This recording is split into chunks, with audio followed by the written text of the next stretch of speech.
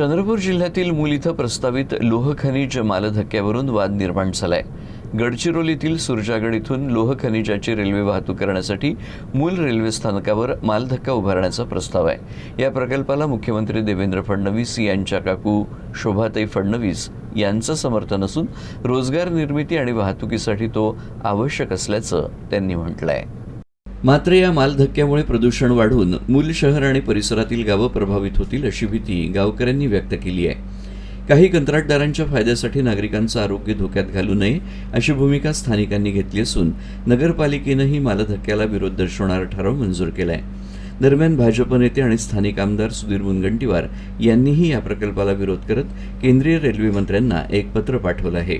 त्यामुळे हा मुद्दा आता जिल्ह्याच्या राजकारणात चर्चेचा विषय ठरलाय।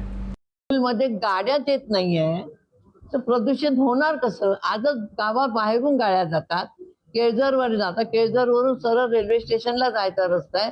गावाचा येता कथाची कुठलाही संबंध आमच्याशी नाहीये। गाड्याचा, मालधक्क्याचा आणि गावाचा कुठेच संबंध नाहीये। आणि बायपास रोड होत असल्यामुळे बायपास जेव्हा गाड्या जातील तेव्हा गावात काहीच येणार नाही हो। प्रदूषण येणार कुठलं आहे? गाडी आली तर प्रदूषण होईल ना, तर गाड्यात नाही येणार तर प्रदूषण कुठून होणार आहे?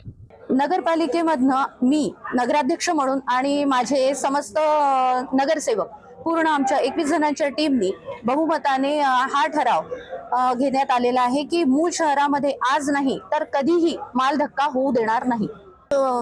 शोभाताई फडणवीसकडनं जरा या मालधक्क्याला जरा जास्त सपोर्ट आहे आणि त्यांनीच निवेदन हे मुख्यमंत्र्यांपर्यंत पोहोचवलेलं आहे आणि स्पष्ट जनमत आहे की हा या मागे मोठा हात असल्यामुळे मालधक्का हा होणारच, परंतु गावाच्या सगळ्यांची मागणी आहे की मालधक्का होऊ नये।